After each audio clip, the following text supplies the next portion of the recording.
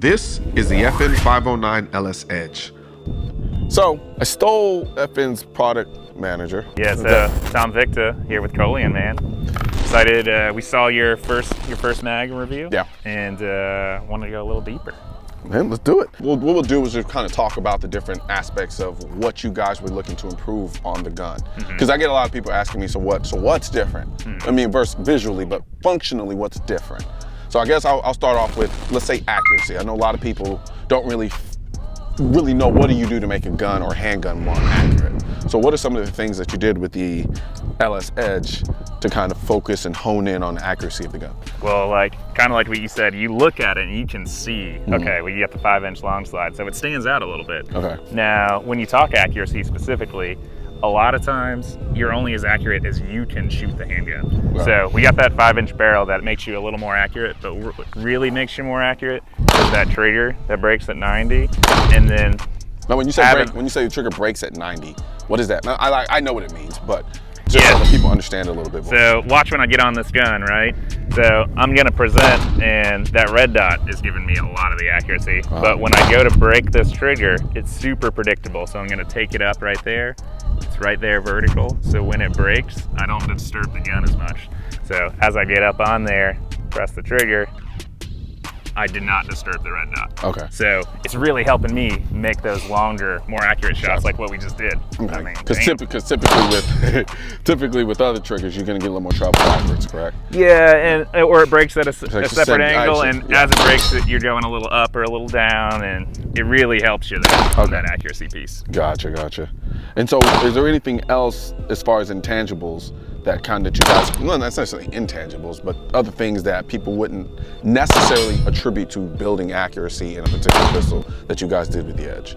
A lot of it's about making those hits, but then also going fast. Okay. So I know we're going to talk about that a little longer, but like anybody, I'm not going to say anybody because it took me a while to make that shot, but anybody can take that accuracy one shot. But when you get that aggressive grip texture on there that really helps you get on there, you get that gun back on target fast, get the follow-up accurate shot, and keep going and building off that. Gotcha.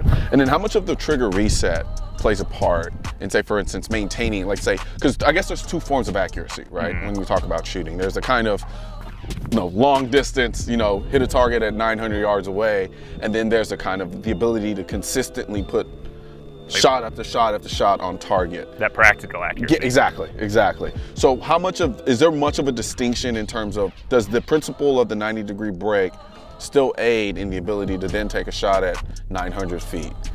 No one's shooting a handgun at 900 feet unless like Jerry Mitchell. I mean, bad things. Like you ran out of rifle ammo and still, now we're lobbing them in. But kind of like what you're talking about here, so we're a little empty. But let me go back up. So in that practical accuracy, okay, so I prepped the wall right there at 90, break the trigger. Now, what's nice about, that shorter reset, so you got the shorter reset, less take up, you go right back up, ready for the next one. Gotcha. So when you're talking about shooting fast, it kind of goes with that practical accuracy. Like how do I make those hits like what we just did where you're just slamming them in there. Gotcha. All right, so then let's talk about control. Controlling the gun under fire. So for a lot of people, like I know for me, sometimes you'll see re-gripping, things of that nature. Was that something that played a part in the design of the gun as well, to be able to kind of keep that gun on target as much as possible? I know some of this stuff crosses over because, what can aid in accuracy also plays a part in the control component as well. They all complement each other, right? So, we talked a little bit about that grip. So same idea, getting on the gun, that new grip texture right there is like kind of aggressive. Yeah, I like the aggression. I don't really know what to call the grip texture on the LS Edge, but it looks like what my hair looks like when I don't brush it or pick it out. So let's just call it nappy.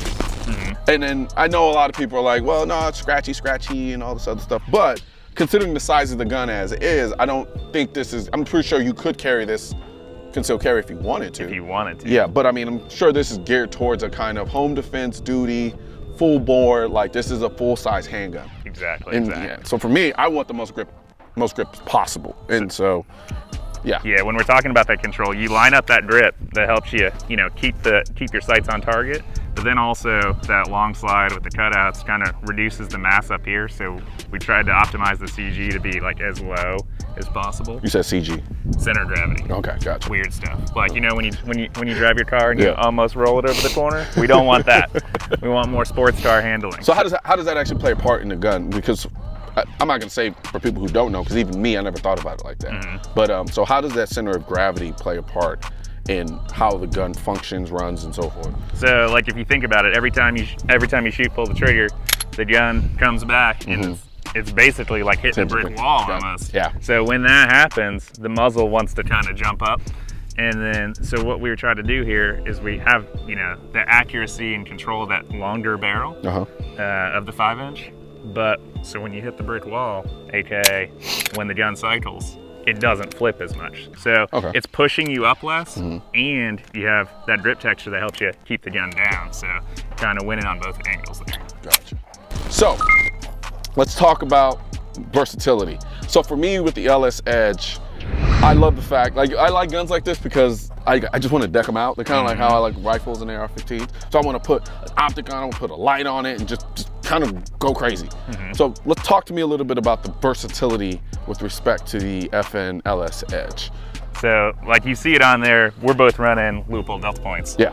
I love that optic. Same here. But what's nice about this is that you can basically run almost any factory optic out there. But on top of that, you know, not everybody's ready to shoot optics. So we run that fiber optic green front sight.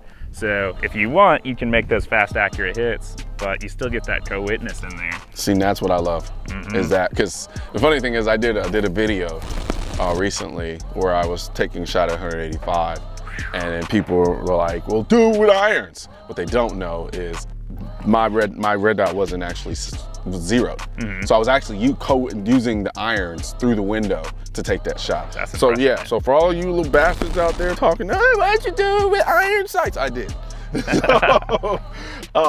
So yeah, so I love that ability. I think there's something to be said. Now, I'm pretty sure I'm gonna get some commandos in the comments that tell me that I'm crazy for thinking what I'm about to say. But in my mindset, I think, okay, up close, especially if you're not completely comfortable with the red dot and your mindset is still very much on irons, I think up close work, especially with that fiber optic, I just run straight through the glass and run my irons. And in the event I had to take a shot at a distance that I'm less comfortable taking with on the irons, I would do it with the red dot. And since they co-witness that, I mean, that's something to me that would be easily be doable.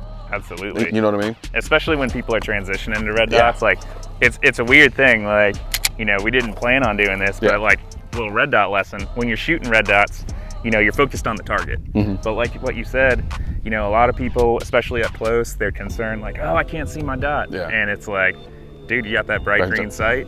Like, if I'm shooting three yards, do I have a perfect sight picture with iron sights? No. I get that bright green up there and impress it.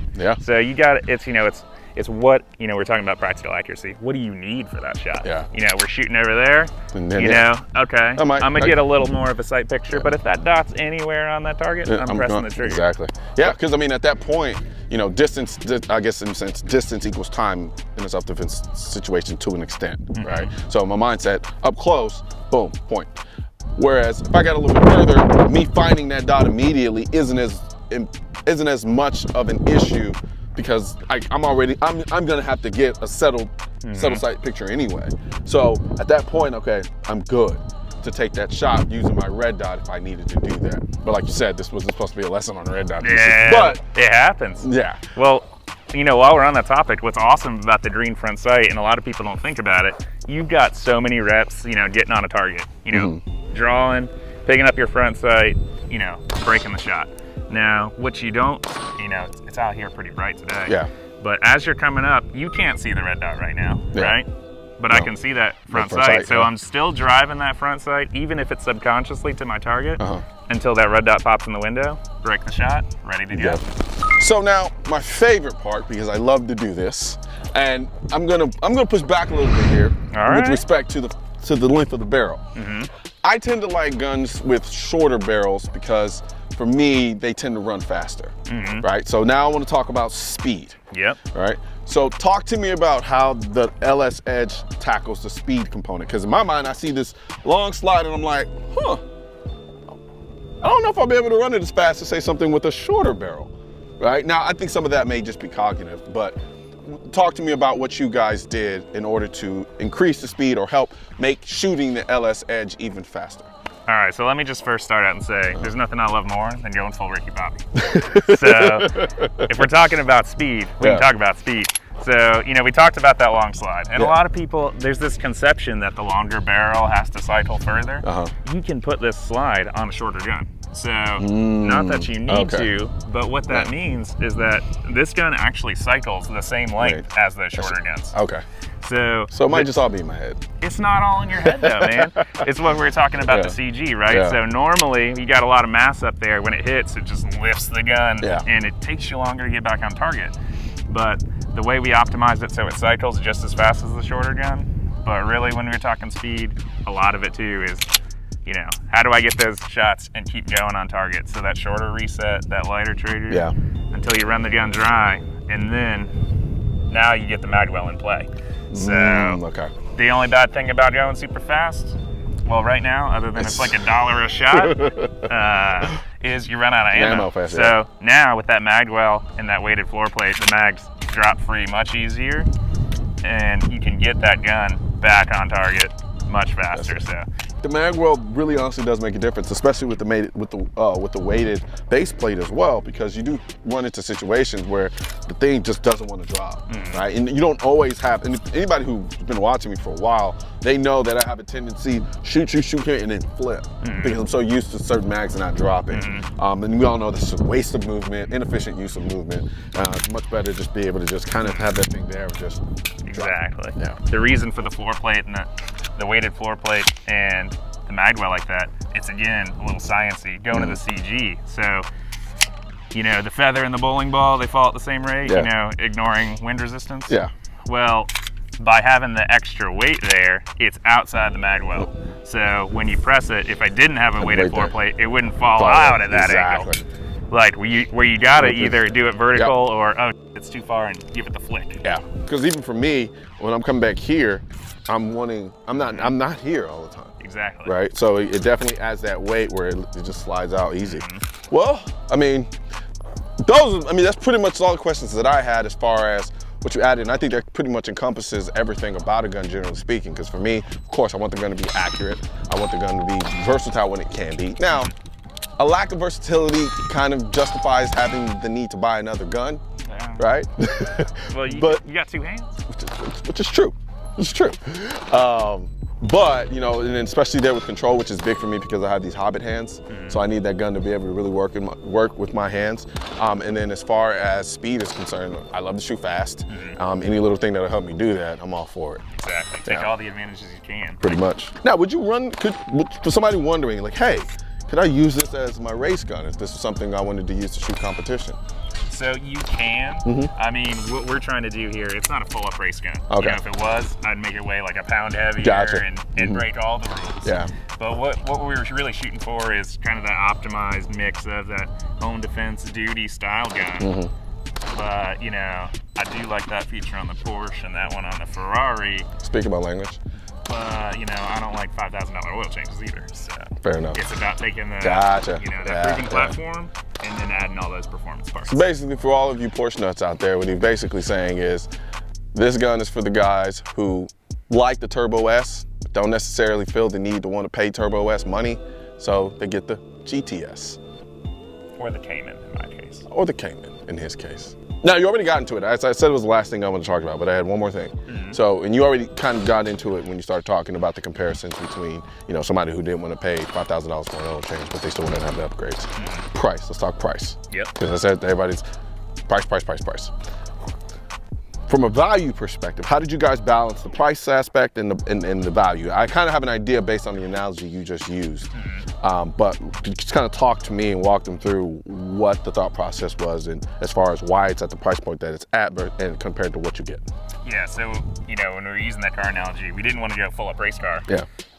But we wanted to have a lot of that performance. So when you look at like the long slide, so with the, you know, lightning cuts and then the optics ready and then the mag well and then the trigger. So when you start adding all those things up, so if you took your factory 509, we didn't offer a long slide, but after you get it cut and then add the aftermarket sights, add the mag well, do a couple the stimpling job and the trigger, you start to really get up there. So what we were trying to do is say, hey, for the customer, instead of going out and buying all those parts aftermarket and having a $2,000 gun, you know, how do we get that in from the factory at, you know, the $1,500 MSRP, you know, street price is obviously less than that.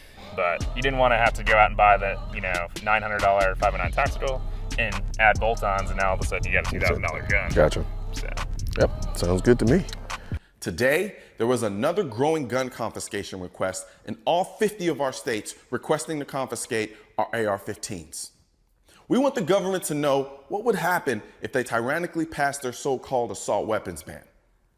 I will not comply is a symbolization of defiance against politicians, anti-gunners, and any other tyrannical entity looking to deprive you or your Second Amendment right as put forth in the Constitution of the United States. I'm sure the YouTube algorithm is going to do a phenomenal job of suppressing this message. So please share this video with as many people as you can so we can beat the algorithm and get our two-way message out to the masses. Also, don't forget to like this video and leave a comment and hit the bell and subscribe button. Let my voice be your voice and let them know you want to keep America tactical, because the right to keep and bear arms shall not be infringed wasn't a suggestion, it was a directive. Also, if you're wondering where to purchase your AR-15s are essential, I will not comply. I am the militia. I lost all my guns in a boating accident, and your state-specific Keep America Tactical shirt, click the link next to my head or the link in the description section, or if you're watching this on a mobile device, tap the small triangle on the lower right-hand side of this video and click the link in the description.